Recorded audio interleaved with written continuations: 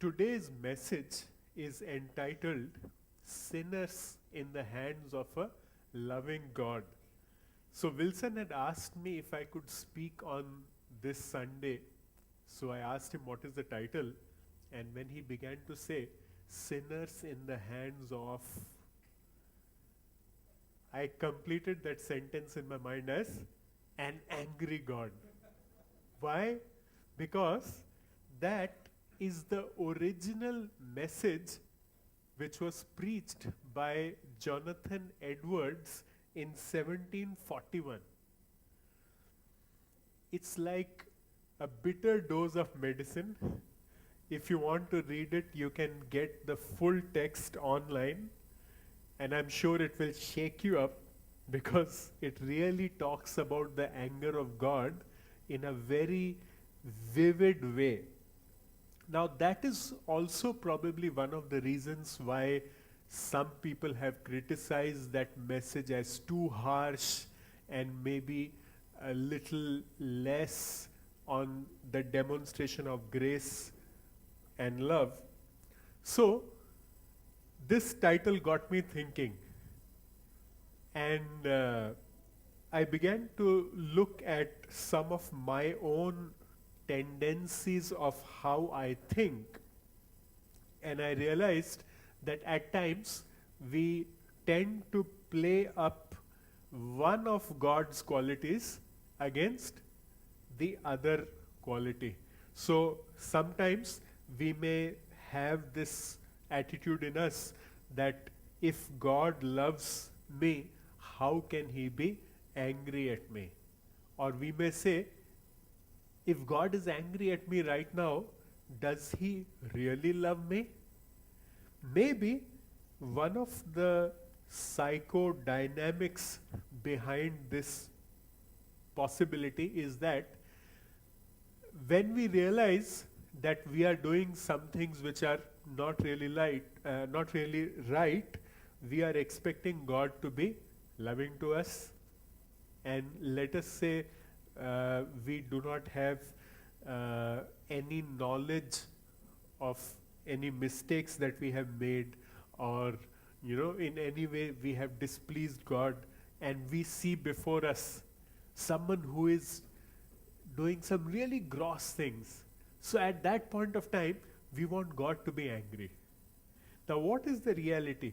I think the reality is that God's love and God's anger are like two hands. We cannot function without just one hand, isn't it? We can't function with just one hand. So as I was thinking, I was reminded about one of our friends in ministry who has 3 children, 2 sons and a younger daughter. I'm not talking about Pastor Joe, though he may be doing the similar thing, I don't know. So it so happens that in his house, when the eldest son would make a mistake, he would take this son to a room, and when he takes him inside the room, he asks him what he has done. And when he does not admit his mistake, he gets a cane. And he also gets encouragement that you can become a better person if you listen to what I am saying today. Okay, so this happens inside that room. So when the boy comes out, the other 2 children see what happened, because there's a tear coming from that eye, right? So the effect of that is that by the time this daughter has grown up, even before you take her to the room, she says sorry. Because she knows that something is going to happen in that room. So here is the love and the good anger of the Father working hand in hand.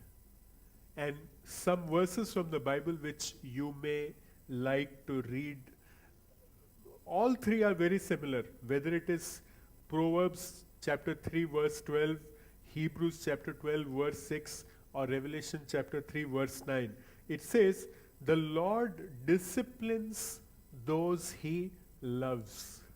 As a father, the son he delights in. Hebrews says, because the Lord disciplines the one he loves, and he chastens everyone he accepts as his son. In Revelation, God is saying, those whom I love, I rebuke and discipline. So God's love and God's anger go hand in hand. And as I was thinking of summarizing it, I thought that God loves me so much that he is so angry with what can destroy me completely. Isn't it?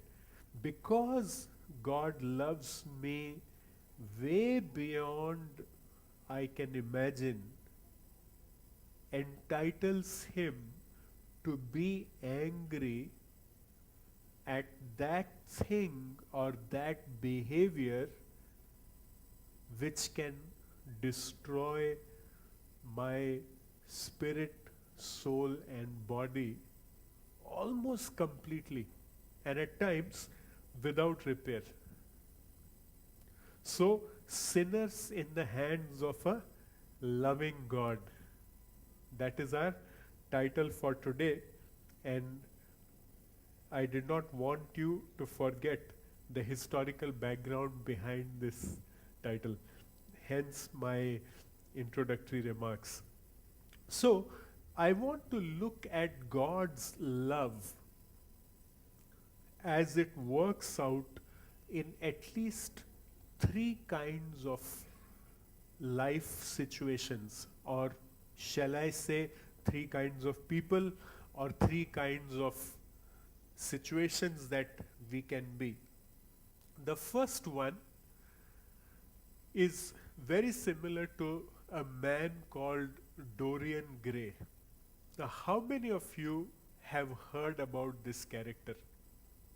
Okay, very few, and maybe some of you have seen Dorian Gray in some movies, some kind of superhero movies, but that is not originally what the story was about.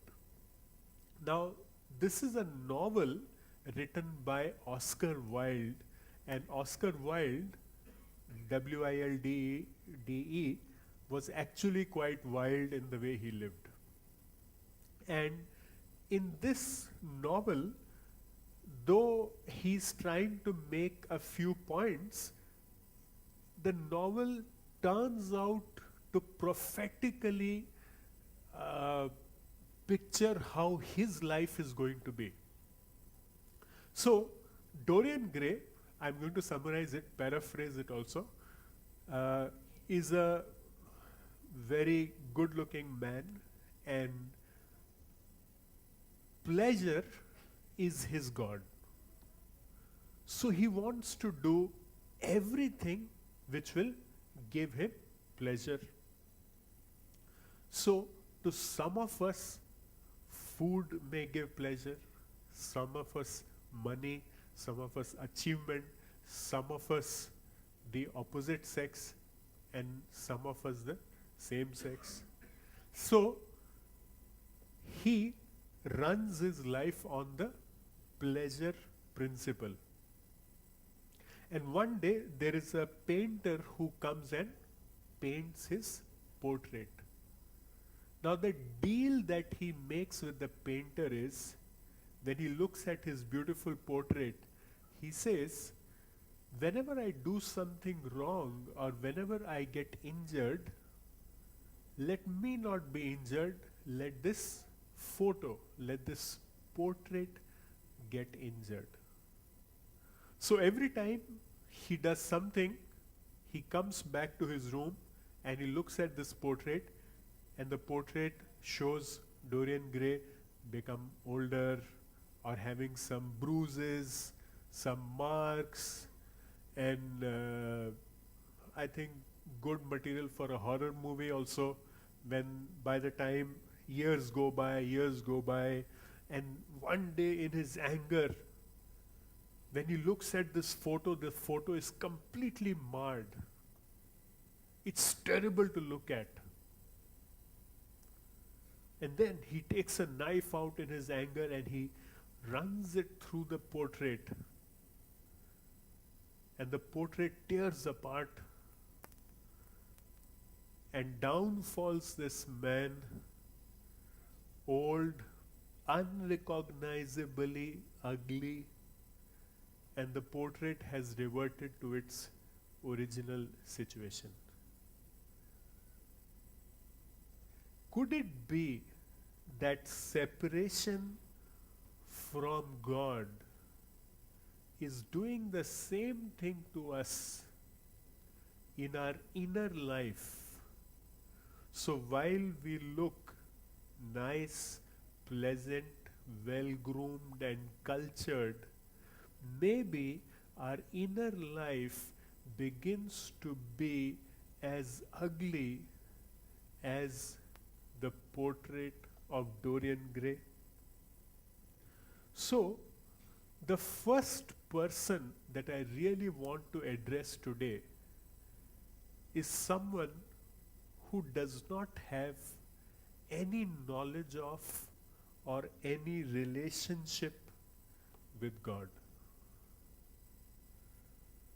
So, when you do not have God in your life, something or someone will become God. Any problems with that? Not till you enjoy it. As someone said, that the religion of self-worship seems to be the best religion till it lasts. And when it lasts, we have a huge pain in our hearts. Think of the people whom you worshipped, idolized, wanted to give up your life for them, and how they disappointed you. Or think of people who made achievement their God, always lived therefore in a fear of failure, may be very successful today, but lost their health in a heart attack, maybe lost their life in a stroke. So, when God is not God, someone else will be God. And when someone else will be God, then that God begins to afflict us with their peculiar afflictions. To such a person, what does the Bible say? I think the Bible makes it very clear that we are talking about not God as a principle, not God as some force or some energy, some voltage, current out there, but God as a person. Just like I am a person and you are a person, God is a person. And how do I approach this person? I don't think there is probably anyone new here today, but just in case there was someone who had come here for the first time, and I remember when I went to a similar meeting the first time, and someone came up to me and told me that God will forgive all your sins. Is it sins? What sins have I done? I'm such a nice person. So, when the Bible addresses us as sinners, sometimes we feel offended. I love my parents, I obey my teachers, I pay my taxes, I stop at the red signal. How am I a sinner? So, when you think of a serial murderer or a rapist or people who kill each other in groups in Iraq or Middle East, and you compare yourself with them, yes, you might be a saint. But then, God is really asking us to come up to His standards. At least three standards I can think of. One is the standard which is encrypted, written down right inside you. So whenever you do something wrong, and I think it is everyone's experience, we feel discomfort, isn't it? I remember in school having limited pocket money, 5 rupees, 10 rupees, which was enough to fill air and get your punctured cycle repaired just in case you had a tire puncture on your way back from school. One day finding a note of 50 rupees just lying around. And I picked up that 50 rupees and me and my brother went and had 2-3 ice creams, biscuits. Felt very nice about it. As soon as we came home, my younger brother blurted out, "Mommy, I had ice cream." And she wondered where, how. And then the story came out. And when the story came out, I could already feel the embarrassment inside me. I was not more than 11, 12 years, 10 years, maybe at that time. What was that? If getting your hands onto some extra means gives us pleasure, why was I feeling uncomfortable? The simple answer is God has put something inside us, a conscience, which, by the way, we can choose to dull with every passing day. That is the first standard He would require of me. Another standard that He has put before us is His written word. And He values His written word to such an extent that He says, heaven and earth will pass away, but this will not pass away. Your credit card, your loans, bank accounts, cars, houses, everything will pass away, but this word will not pass away.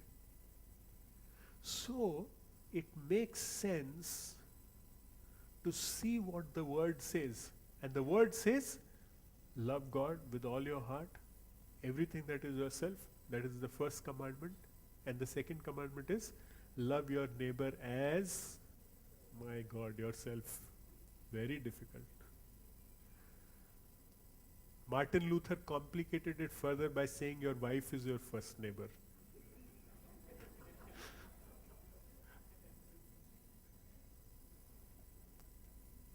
Let me not even talk about the third standard, which is Jesus Himself. In a movie, in Charles Dickens' story called The Tale of Two Cities, here is Mr. A and Mr. B, two men who are after a girl. They like her very much, but this girl chooses Mr. B. And Mr. B is thrown into prison during the French Revolution and he is set to be executed. When Mr. A walks into the prison, gets him drugged, sedated, and gets him out of the prison, and he stands in as a substitute. And looking at that, most people are touched by that. So, the ethics of Jesus are insurmountably high. Most of these stories that you see in literature are what? Reflections of what Jesus did on the cross for you and me, isn't it? Would it have made sense for Dickens' story to end like Mr. B executed and Mr. A back with that girl? No. It makes it a non-story. Makes it a stupid story. A story not worth telling, not worth hearing. So in the same way, the story of me being substituted by Jesus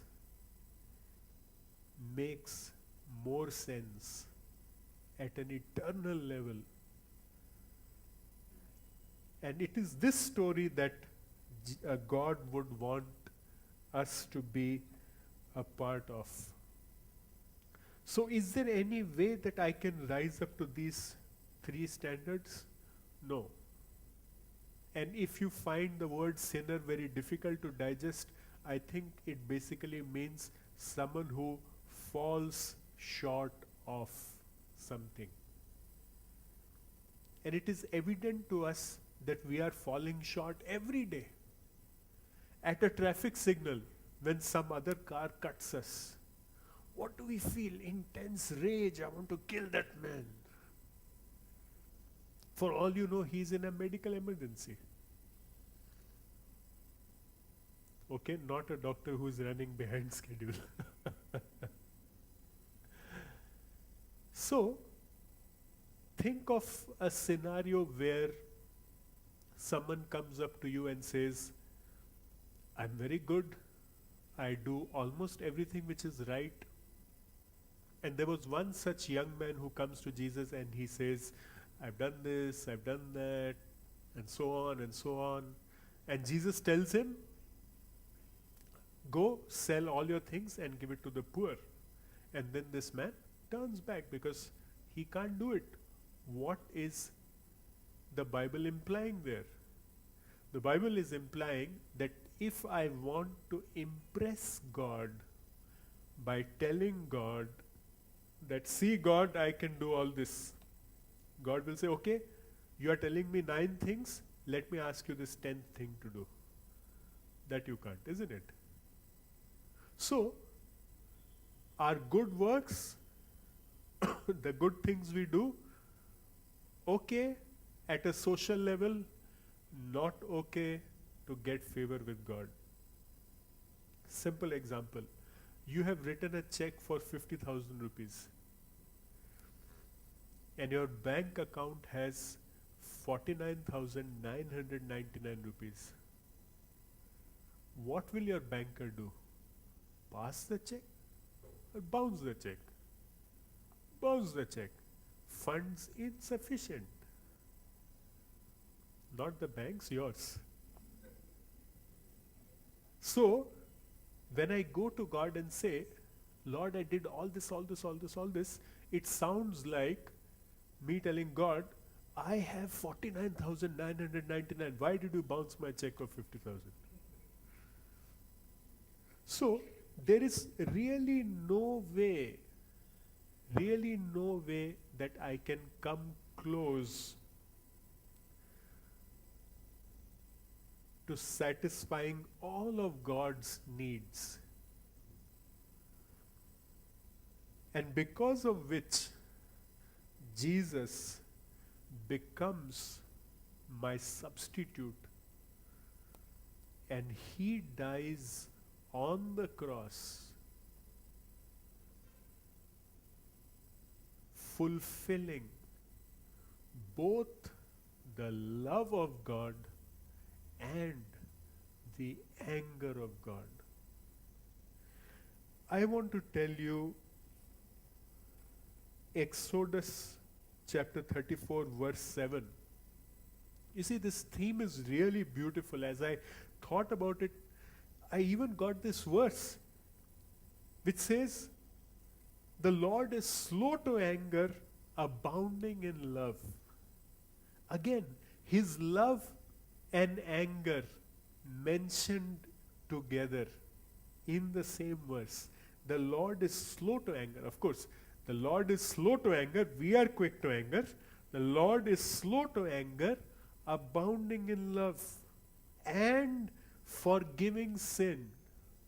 Now here is the shocker. God says, but he won't acquit the guilty.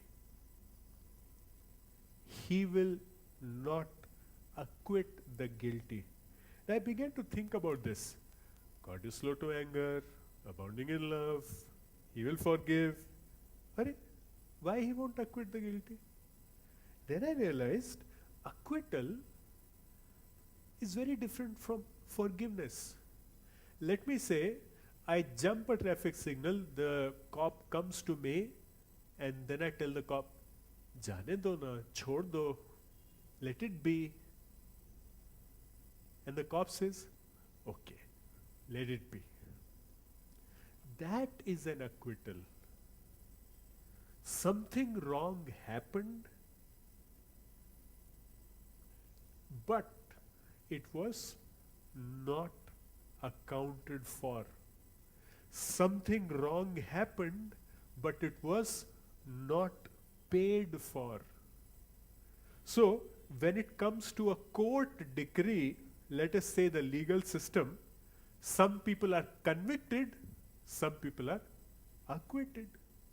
Even though they are guilty, they are acquitted.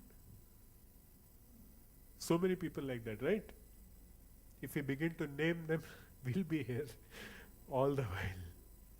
So, God will not acquit us.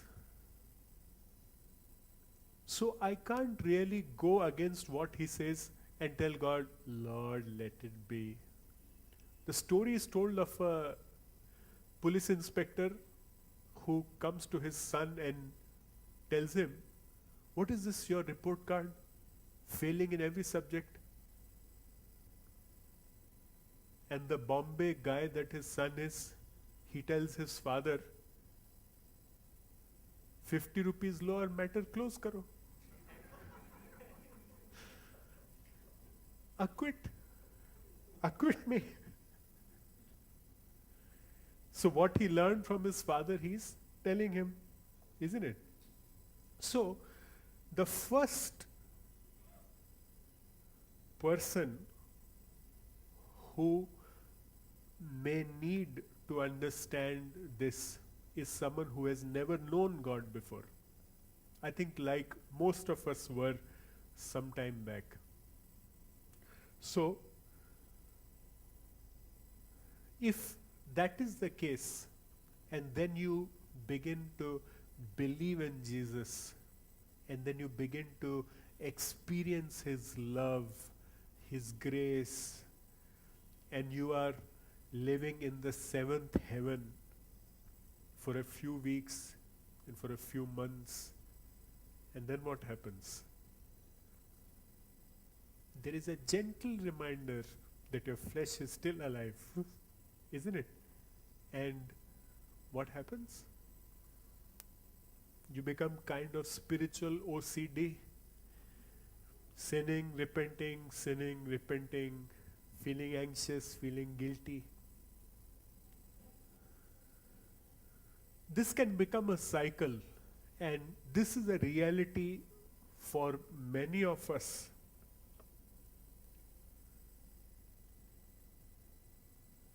And what does the love and the anger of God prescribe to us in a moment like that? I think the prescription of God is Hebrews chapter 4, verses 9 and 10, where He says, there remains then a Sabbath rest for the people of God. For anyone who enters God's rest also rests from their works, just as God did from His. Now, those of us who have read the Bible frequently and read the Old Testament, we know how Sabbath started out like a day of rest. But it became very complicated because we complicated it. Human beings complicated it. So if you fell down on the Sabbath day, you could apply a bandage to stop your wound from bleeding. But you could not apply medicine because that would mean you are making your body to work. and various such hair splitting things. And you know, when you begin to read the New Testament, Jesus healing people on the Sabbath and confronting the Pharisees, asking them that is Sabbath a day where you can do good or where you should do nothing? Just let what is wrong happen. Now, Paul takes on this concept, and in Hebrews, he enlarges it, and instead of Sabbath being a burden, he portrays to us a position in our spiritual life where we begin to let go of our efforts and begin to learn to rely on God's efforts for me instead of my efforts for Him. If my focus is always on my efforts for Him, then I will always be disappointed because I may never be perfect. There will always be some mistakes I will make. And then what started as grace becomes a legal framework instead of a relationship framework. So, God wants to free us from the anxiety that have I pleased God? Have I done the right thing? Many times people who are new in their faith may come to a state like this. So where does it leave people like me who believe for many years? Many times it may happen that you have practiced obedience because there is a genuine place for breaking those habits which are not conducive to my spiritual life and building those habits which are conducive to my spiritual life. Especially breaking some habits which lead me to sin. I may have set my life right, I may be seeing God's blessing. All that is very nice. I may be ticking off all the check boxes. I was asked to give the message, I gave the message. I was asked to stand at the door, I stood at the door. I did this, I did this, I did this. So, is this wrong? No. It's okay. But then, if my vision stops at that, then my life of faith and grace has become a life of duty. I'm doing things in church because it is my duty. I have to do it. There's no one else. I have to do it. And I know this feeling of doing something because I have been constrained, I have been compelled lovingly, versus doing things out of gratitude for God, versus doing things out of love for God or love for His people. What is the flip side? Another flip side?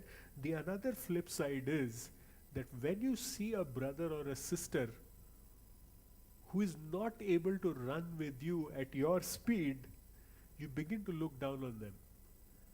And then it begins to subvert everything that the gospel really stood for. And as Paul says, let all of us who feel that we stand in faith, let us test our faith. Philippians chapter 3 verses 8 to 9, Paul tells us that he counts all things loss for the excellence of the knowledge of Christ Jesus, my Lord, for whom I have suffered the loss of all things and count them as rubbish, that I may gain Christ and be found in him. Main important thing starts here. Not having my own righteousness, which is from the law, but that which is through faith in Christ. So when I do all these good things which I'm expected to do, am I subconsciously assuming that God loves me because I have done these 1, 2, 3, 4, 5, 6 things? If that is the case, then I am no more in the righteousness that comes from faith. I am in the righteousness of laws which I have made for myself. For the Jew, it was the righteousness which came from following the Old Testament, and for me, it could be the righteousness which comes from being a so-called good behaving, good believing, good looking Christian, isn't it? So, what does that mean? That means that the grace that God gives to us, the grace that combines his love and his anger, is relevant to, number one, the person who does not know Jesus, the person who knows him but is somehow embarrassed about his imperfections, and lastly, definitely to the person who feels that now he is comfortable in his Christian walk. So, we may need to preach the gospel to ourselves. I may need to preach the gospel to myself every time I see that my reliance is no more on what Jesus did for me, but now it is on what I am doing for myself, if I do not believe, or for the church, or so-called for God himself. So, the grace of God would be a solution to all of us, wherever we are in our lives.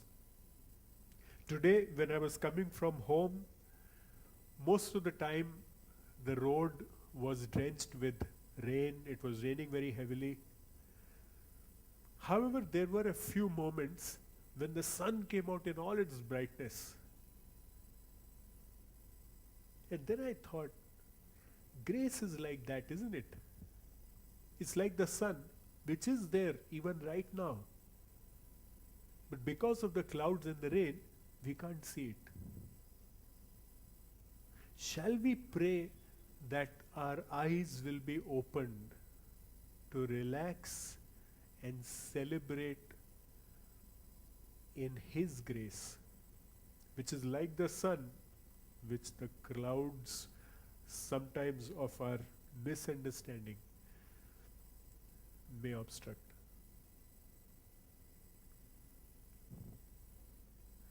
May I ask Pastor Joe to come over and conclude in prayer that we may have a fresh experience of grace.